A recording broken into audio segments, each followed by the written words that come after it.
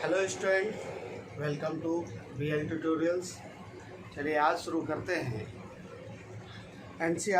Class 11 के NCERT का first chapter set. तो सेट्स के बारे में पहले हम जान लें कि सेट्स क्या है। Set is a collection of object, या हम प्रॉपर डेफिनेशन कहें तो set is a collection of well defined object. तो वेल डिफाइंड से मतलब क्या है, यहाँ पर ये बहुत इंपॉर्टेंट टर्म है वेल डिफाइंड। अगर सेट की डेफिनेशन में वेल डिफाइंड टर्म नहीं होता तो मतलब कलेक्शन और सेट में कोई फ़र्क नहीं रह जाता। तो क्या कह रहा भाई, वेल डिफाइंड का मतलब क्या है? वेल डिफाइंड से मतलब ये है कि ऐसे एलिमेंट्स का सेट जिसको हम अलग से आइडेंटिफाई कर सकें। ठीक है, अगर कहा जाए कि ये हमारा पर्टिकुलर ऑब्जेक्ट्स का सेट है तो हम आसानी से आइडेंटिफाई कर पाएँ कि ये ऑब्जेक्ट इस सेट को बिलोंग करेगा या इस सेट का मेंबर होगा या नहीं होगा। ये चीज़ हमें बहुत अच्छे से क्लियर होनी चाहिए। तो ये वेल डिफाइंड को थोड़ा सा और क्लियर कर लेते हैं। क्लियर कैसे कर सकते हैं? लेट्स से हमारे पास नंबर लिखे हैं A = 2 4 6 8, राइट। ये हमारा 2 4 6 8 लिखा हुआ है। अब 2 4 6 8 लिखा है तो अगर हमारे पास कोई नंबर कहे कि 10, तो क्या 10 इसका ऑब्जेक्ट होगा? नहीं होगा। जब इसका मेंबर नहीं है, इसका मतलब क्या हो रहा है? 2 4 6 8 वेल डिफाइंड हो गया भाई। कोई भी ऐसा नंबर, कोई भी नंबर दिया जाए, हम उसको चेक कर लेंगे कि ये नंबर इस सेट को बिलोंग कर रहा है या नहीं कर रहा। सिमिलरली कैसे फाइंड आउट करेंगे कि कोई कलेक्शन सेट है या नहीं है? जैसे कहा जाए कि कलेक्शन ऑफ गुड बुक्स। तो कलेक्शन ऑफ गुड बुक्स के मतलब क्या है? कलेक्शन ऑफ गुड बुक्स से मतलब क्या है भाई? क्या ये मेरा सेट हो सकता है या नहीं? तो पहले तो ये देखें कि गुड बुक में कितना डिफाइंड है, कैसे हो सकता है। क्या गुड बुक क्या हो सकती है? गुड बुक किसके लिए? हर एक के लिए, ईच इंडिविजुअल्स के लिए गुड बुक्स क्या है? अलग अलग है, because they are there choices, right. अगर मैं कहूँ कि मुझे मैथ्स और साइंस की बुक्स अच्छी लगती है तो मैथ्स और साइंस की बुक का कलेक्शन मेरे लिए क्या है? गुड बुक्स का कलेक्शन है। आपको हो सकता है कि केमिस्ट्री की बुक्स अच्छी लगती हो तो आपको केमिस्ट्री की बुक्स का जो सेट कलेक्शन होगा वो आपको सेट लगेगा, राइट। गुड बुक्स लगेंगी। कुछ एक कोई स्टोरीज बुक्स लग सकती है, कुछ और भी है, फिक्शन है, बहुत सारी चीज़ें हैं, राइट। तो ये सारी चीज़ें हमें समझनी पड़ेगी, राइट। अब लिखते कैसे हैं? एक तो इस तरीके से लिखा जाएगा कि हमने सारे मेंबर्स को क्या कर दिया? लिस्ट बना के लिख दिया। सारे मेंबर्स को लिस्ट करके लिख दिया। और दूसरा है आपका सेट बिल्डर फॉर्म। इस वाले फॉर्म को कहते हैं, कैसे लिख सकते हैं या देख लें। पहला आपका रिप्रेजेंटेशन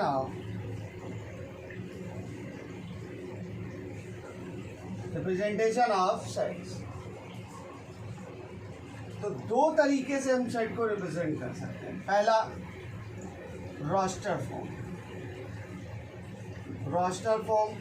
रोस्टर फॉर्म या इसी को हम लोग क्या बोलते हैं? टेबुलर फॉर्म भी बोलते हैं। टेबुलर फॉर्म क्या है? टेबुलर फॉर्म जब हम सारे एलिमेंट्स को क्या कर लें, एक एक करके टेबल बना के लिख दें, ठीक है, लिस्ट करके लिख दें। जैसे ये वाला एग्जांपल था हमारा 2 4 6 8, राइट। जितने भी एलिमेंट है उस सबको कर्ली ब्रेसेस के बीच में कॉमा सेपरेटेड के साथ लिखते चले जाएं। बस ये याद रखना है कि किस तरीके से लिखना है। तो लिखने के लिए पहला काम क्या करना होगा? सबको लिस्ट करके लिखना होगा और सारे एलिमेंट्स को कॉमा सेपरेटेड लिखेंगे। और किसके अंदर लिखेंगे? कर्ली ब्रेसेस के अंदर लिखेंगे। सेट को हमेशा कर्ली ब्रेसेस के अंदर लिखेंगे, ठीक है। दूसरा फॉर्म क्या है? Set builder form.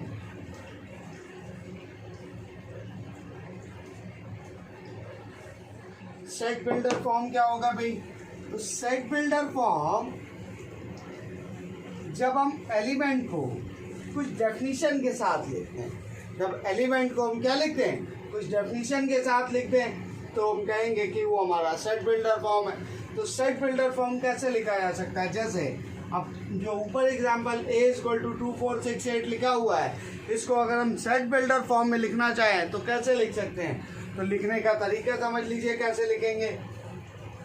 x such that a is a set of x, a is a set of x where x is equal to, ये क्या दिख रहा है 2 4 6 8 सारे क्या है इवन नेचुरल नंबर है, तो 2n लिख लें। और n कहाँ से कहाँ तक बिलोंग कर रहा है, 1 से लेके 4 तक बिलोंग कर रहा है। तो हम कहेंगे a is equal to, a is a set of x where x is equal to 2n and n belongs to, n lie between 1 to 4। अब n की वैल्यू अगर 1 से लेके 4 तक, और एक और चीज़ लिखनी पड़ेगी कि n belongs to natural number, right. तो ये हो गया हमारा सेट बिल्डर फॉर्म। इतनी बात समझ में आ रही। अब कोई मेंबर किसी पर्टिकुलर सेट का है या नहीं है तो वो कैसे डिफाइन करते हैं। तो देखें कैसे डिफाइन करेंगे, मेंबर कैसे फाइंड आउट करेंगे। तो ऐसा लिखने के लिए जैसे अगर मैं कहे कि 2 जो है वो सेट ए का एलिमेंट है, तो 2 belongs to A, right, 2 belongs to A. ये हमारा क्या है एप्सिलॉन है। अब एप्सिलॉन और भी बहुत सारी जगह पे पढ़ेंगे, मैथ्स में तो पढ़ेंगे ही पढ़ेंगे, और साथ साथ फिजिक्स में भी पढ़ेंगे जब आप इलेक्ट्रिसिटी पढ़ रहे होंगे। एप्सिलॉन नॉट टर्म आएगा एक, ठीक है, फोर्स, इलेक्ट्रिक फोर्स के टर्म में। तो यहाँ पे 2 बिलोंग्स टू ए कर लेते हैं। और अगर हम कहें कि 10, तो क्या 10 हमारा ए का एलिमेंट है या नहीं, तो 10 हमारा ए का एलिमेंट नहीं, राइट। तो इस तरीके से हम लिख सकते हैं। और दूसरी बात अब समझिए कि हम सेट को हमेशा कैपिटल लेटर से ही डिनोट करेंगे, कैपिटल लेटर से रिप्रेजेंट करेंगे, और एलिमेंट को स्मॉल लेटर से, स्मॉल लेटर या फिर नंबर से, ठीक है, इस तरीके से डिफाइन किया जाता है। और अगर हम नंबर्स की बात कर रहे हैं तो नंबर्स में सेट के बहुत सारे डेफिनेशन पहले से गिवन है जो हमारी पूरी बुक में उसी तरीके से यूज़ होती है। जैसे अगर हमारे पास कैपिटल N लिखा हो,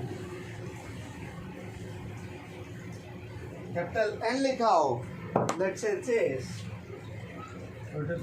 कुछ एग्जांपल्स हैं।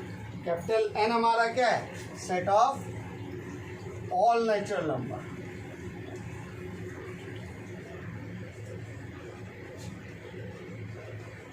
Set of all natural number. R क्या चीज है, R is a set of all real number, right. Z कहें या फिर I कहें, ये हमारा क्या हो गया, सेट ऑफ ऑल इंटीजर्स। अब इंटीजर्स हमारे क्या हैं, प्लस और निगेटिव भी होते हैं। तो पॉजिटिव इंटीजर के लिए z प्लस या i प्लस लिख लेते हैं, और निगेटिव इंटीजर के z माइनस और i माइनस लिख देते हैं। अब यहाँ रैशनल नंबर की बात करें तो रैशनल नंबर को q से डिनोट किया जाता है। तो set of all rational number, ठीक है, right.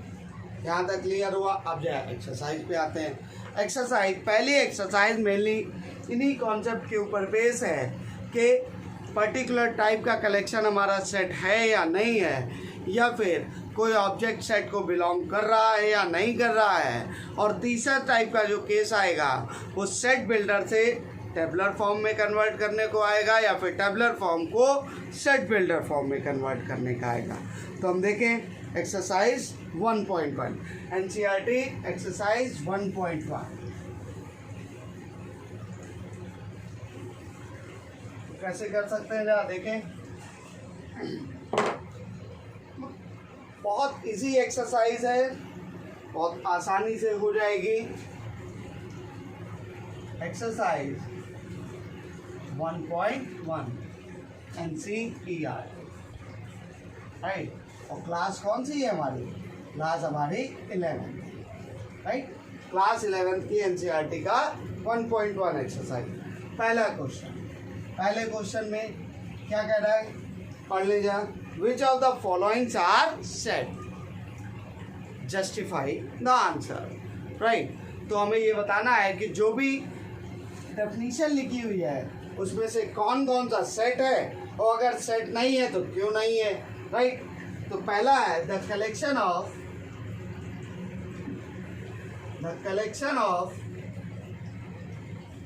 all the months of a year beginning with letter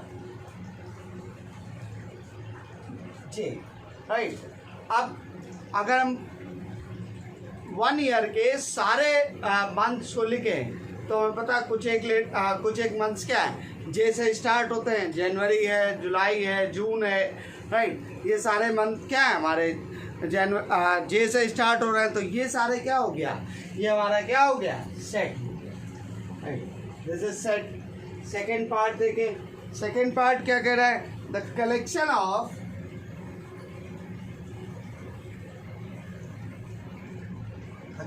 of 10 most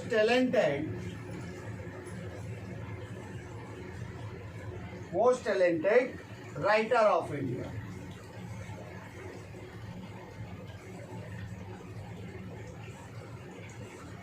तो most talented writer of India का क्या मतलब हुआ कि मोस्ट टैलेंटेड राइटर कौन से हो सकते हैं भाई, सभी के लिए अलग अलग डेफिनेशन। मैं शुरुआत में ही बताया कि मोस्ट टैलेंटेड कुछ भी नहीं हो सकता है, कि ये वेल डिफाइंड नहीं है ये टर्म राइट। आपके लिए मोस्ट टैलेंटेड कुछ और होगा, मेरे लिए कुछ और होगा।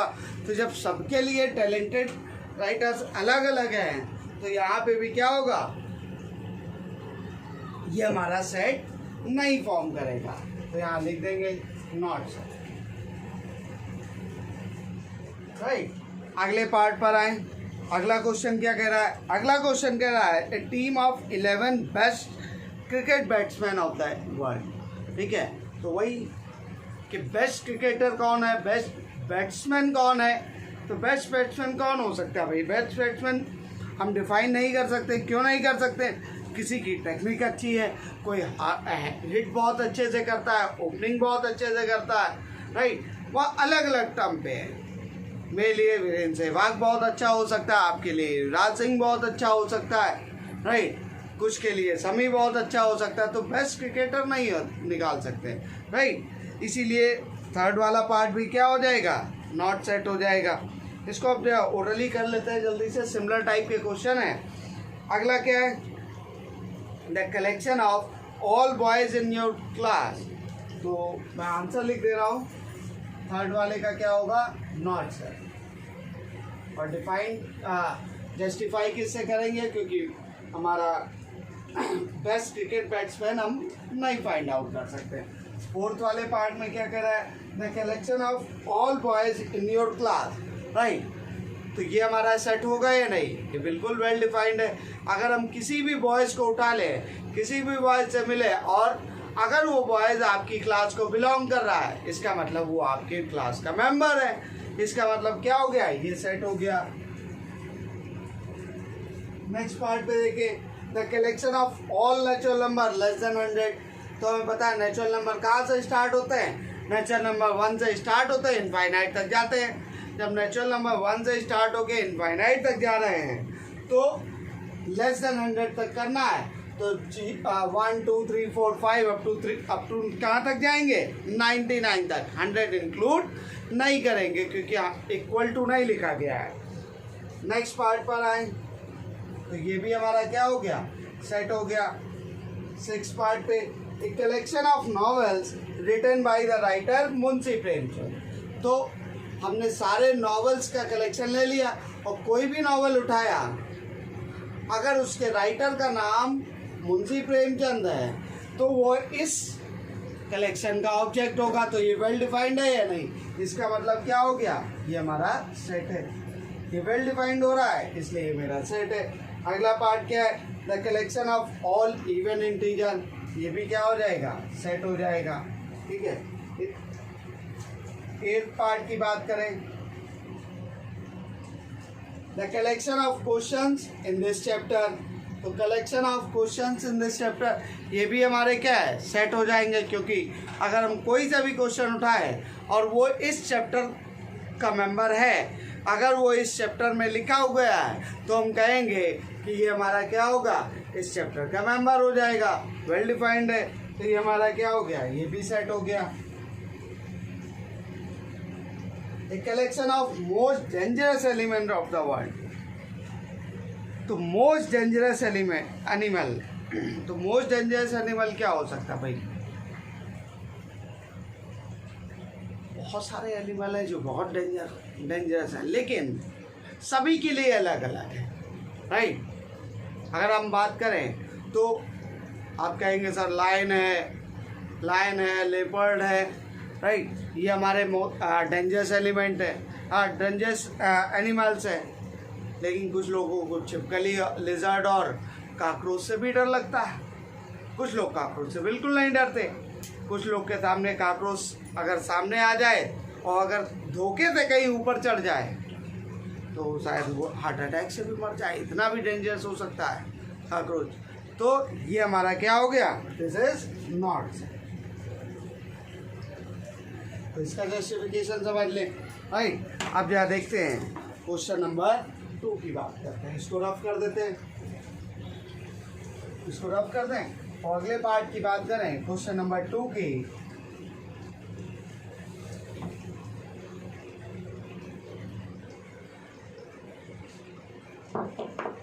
क्वेश्चन नंबर 2 में एक सेट दिया हुआ है ए 1 2 3 4 5 एंड 6, और उसके बाद हमें फिल इन द ब्लैंक्स भरना है। क्या कह रहा है, 5 और 8।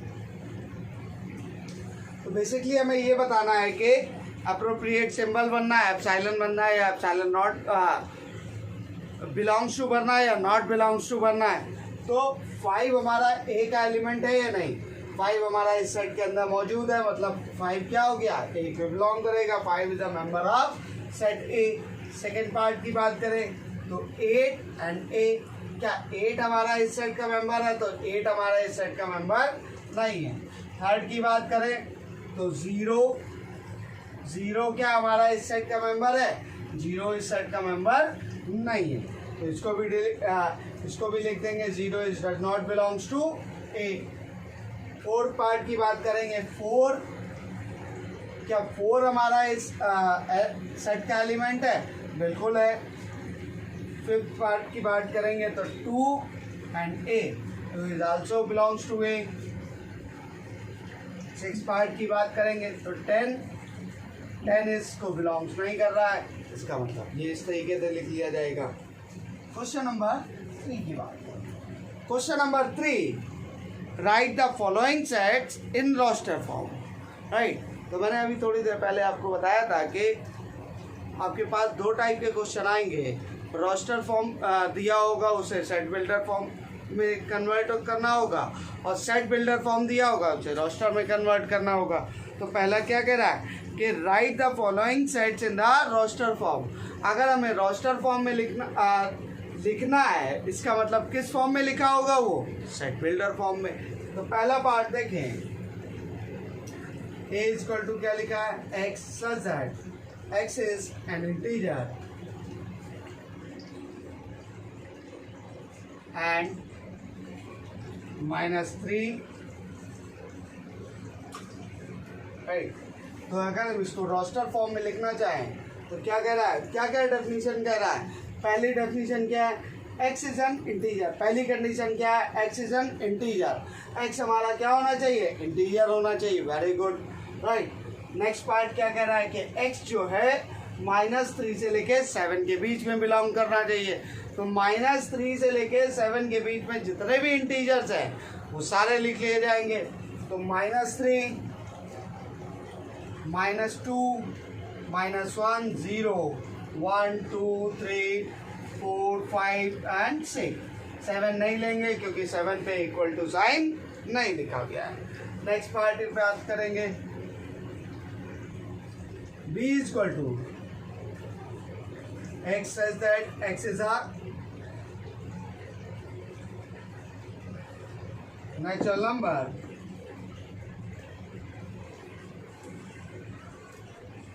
less than 6। तो पहली कंडीशन क्या है, x हमारा नेचुरल नंबर होना चाहिए और साथ ही साथ क्या होना चाहिए, 6 से छोटा होना चाहिए। तो नेचुरल नंबर कहाँ से स्टार्ट होता है, 1 से। 1 2 3 4 एंड 5 इक्वल टू नहीं है, इसलिए यहाँ पर 6 इंक्लूड नहीं होगा। थर्ड पार्ट की बात करें, question number 3 third part, c is equal to x such that x is a two-digit number, two-digit natural number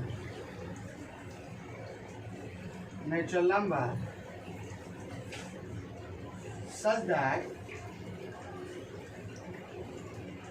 the sum of its digit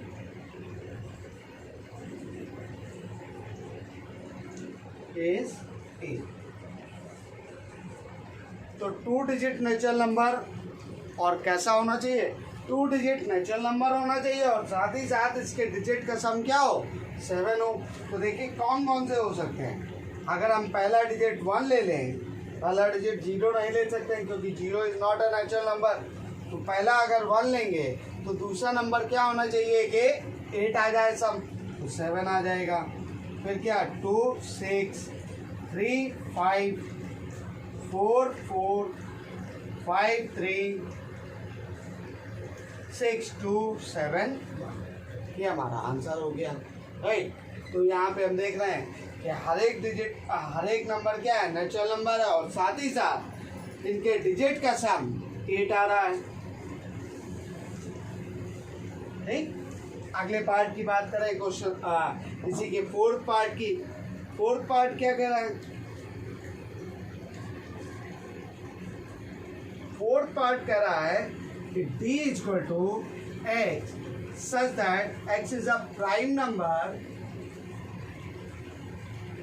x is a prime number which is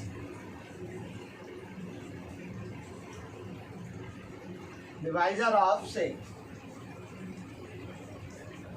which is divisor of 60, right।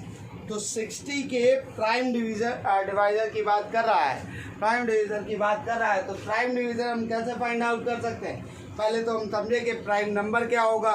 Prime number are the numbers which are divisible by 1 और itself, मतलब ऐसे number जो केवल और केवल या तो खुद से डिवाइड होंगे या फिर 1 से डिवाइड होंगे। 1 और खुद के अलावा किसी और नंबर से डिवाइड नहीं होते हैं।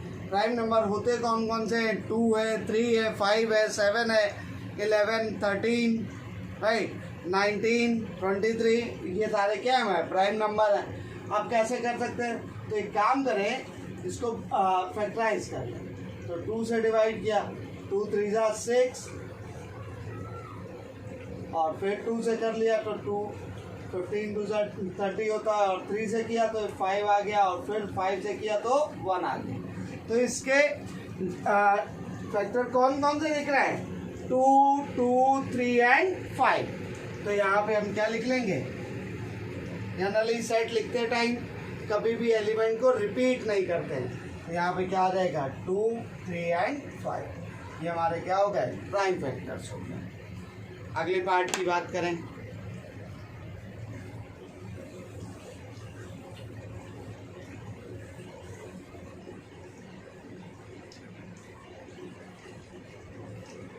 अगला पार्ट क्वेश्चन नंबर इसी का फिफ्थ पार्ट कह रहा है कि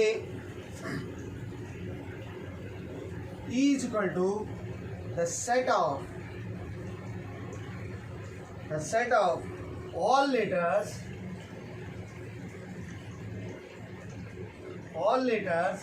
in the world trigonometry,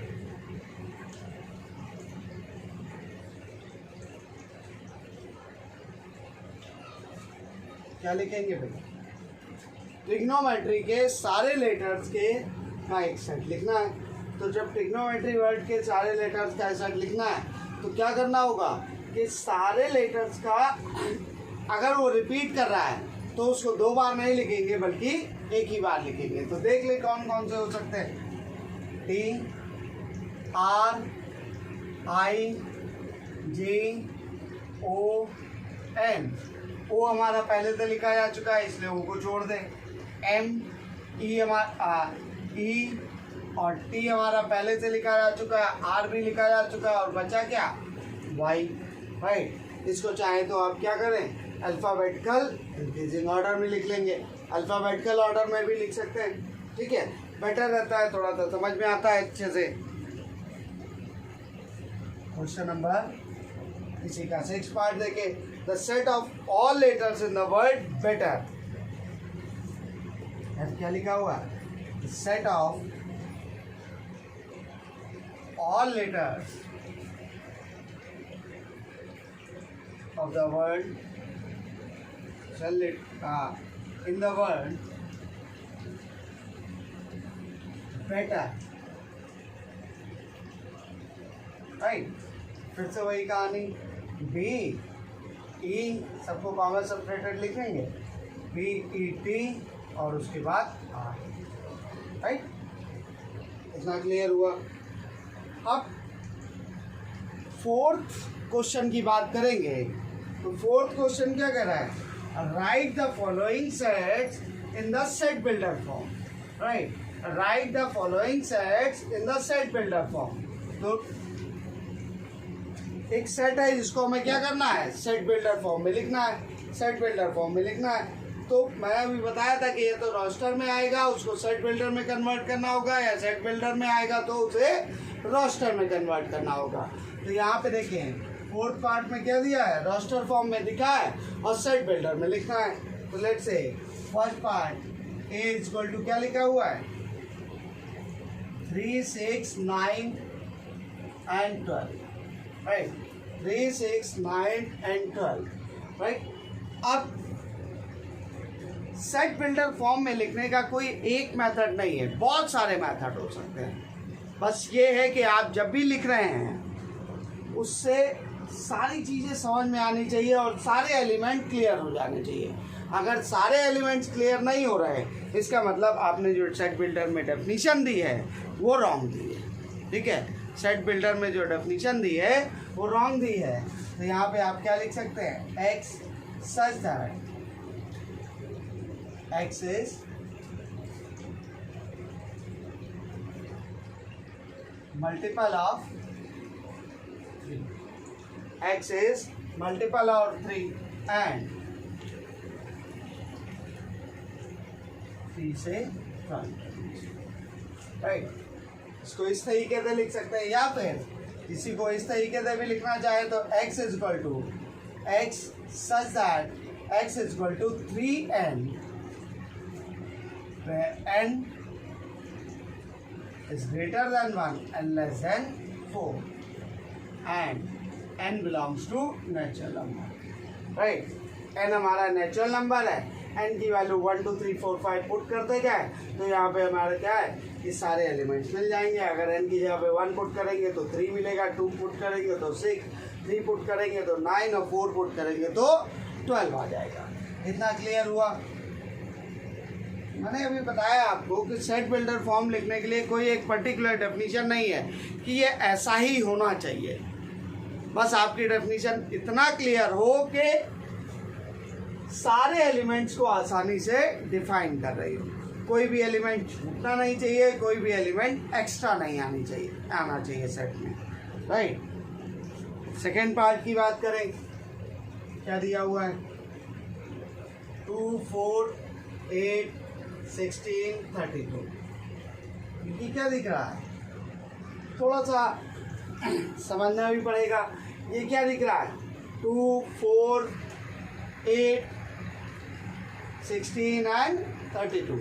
अगर आप बहुत क्लियरली लेके हैं तो ये सारी क्या है? 2 की पावर है, 2 की पावर 1 2 होगी, 2 की पावर 2 हमारा क्या होगा? 4, 2 की पावर 3 8, 2 की पावर 4 हमारा कितना हो जाएगा 16 and 2 to the power 5 is 32। तो इसको अगर हमें सेट बिल्डर फॉर्म में लिखना है तो इसको हम क्या लिख लेंगे x such that x is equal to 2 to the power n where n is 1 to 5 and n belongs to natural number, right? n हमारा क्या है नेचुरल नंबर है, राइट?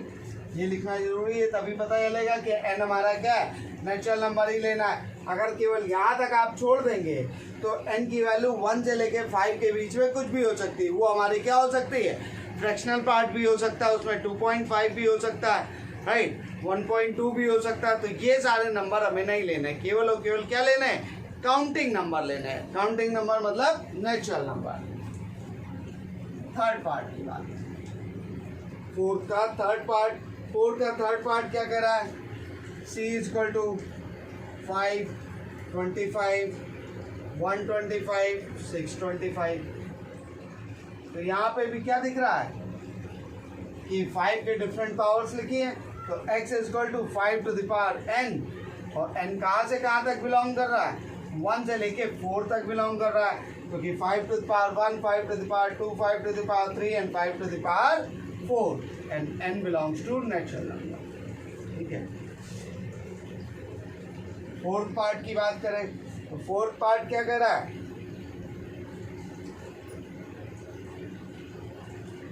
2, 4, 6 2, 4, 6 डैश लग गया। इसका मतलब क्या है ये इनफाइनाइट तक जा रहा है सर, राइट है ना? ये इनफाइनाइट तक जा रहा है। और ये क्या लिखे हुए हैं ये हमारे इवन नेचुरल नंबर है या नहीं? तो इसको लिख लें the set of all even natural number, right? तो ऐसा भी लिखा जा सकता है। e की बात करें, e हमारा क्या है 1, 4, 9 अप टू 100, राइट? अब ये क्या दिख रहा है 1, 4, 9 सारे नंबर क्या है किसी नंबर के स्क्वायर हैं। ये 1 का स्क्वायर, 2 का स्क्वायर, 3 का स्क्वायर। तो यहाँ पे क्या लिख लेंगे x such that x is equal to n square, where n belongs to क्या n को क्या लिख लें पहले 1 से लेके 10 तक, और n belongs to natural number, right? तो ये हमारा सेट बिल्डर फॉर्म लिख गया। ठीक है, सिमिलरली क्वेश्चन नंबर 5 क्या कह रहा है कि सेट बिल्डर फॉर्म में लिखा हुआ है और उसको रोस्टर फॉर्म और टेबलर फॉर्म में कन्वर्ट करना है। तो रोस्टर फॉर्म या टेबलर फॉर्म में कन्वर्ट हम लोग अभी थर्ड पार्ट में कर चुके हैं, थर्ड क्वेश्चन में। सिमिलरली फिफ्थ वाला भी कर लेंगे। अब क्या देखिए 6 क्वेश्चन, फिफ्थ वाला आपके लिए होमवर्क है, खुद से करिएगा। ठीक है, अब यार 6 पार्ट में देखें तो 6 पार्ट में तो टेबल टाइप बनेगी और उनको क्या करना है आपस में मैच करना है। एक साइड टेबल में 1, 2, 3, 4, 5 लिखा है, दूसरे में ABC लिखना है, तो मैचिंग है, कॉलम मैचिंग जो हम लोग पहले भी करते रहे। तो देखिए आप पहला से क्या लिखा हुआ है 1, 2, 3 एंड 6। सेकेंड पार्ट क्या है 2, 3। थर्ड पार्ट क्या है MATHEICS। फोर्थ पार्ट क्या है 1, 3, 5, 7 एंड 9। अब यहाँ पे क्या लिखा हुआ A X such that X is a prime. X is a prime number and divisor of 60. B part पे आए X says that X is an odd natural number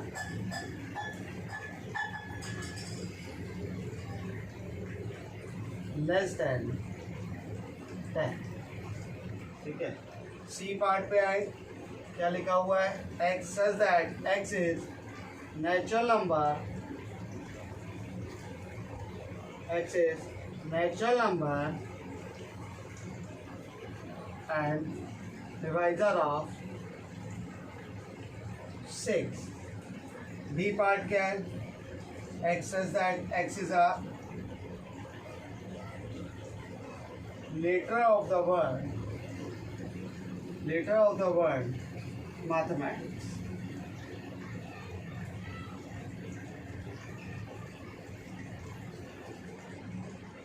तो देखिए भाई, मैच करें क्या कह रहा है।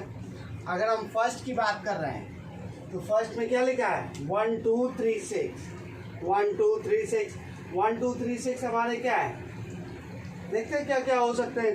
ठीक है, 1 2 3 6 अगर हम देखें पहले पार्ट में x is a prime natural number, तो प्राइम नंबर तो है नहीं, तो ये खत्म हो गया। Odd natural number less than 10, क्या ये सारे ऑड नंबर हैं, ऑड नहीं है।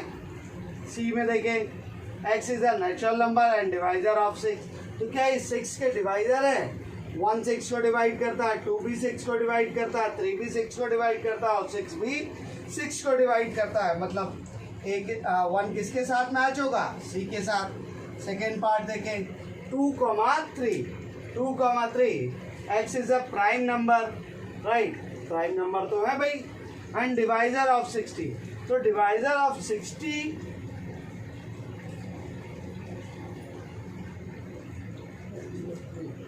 ठीक है, तो डिवाइजर ऑफ 60 ये प्राइम तो दिख रहा है और 60 के डिवाइजर भी दिख रहे हैं।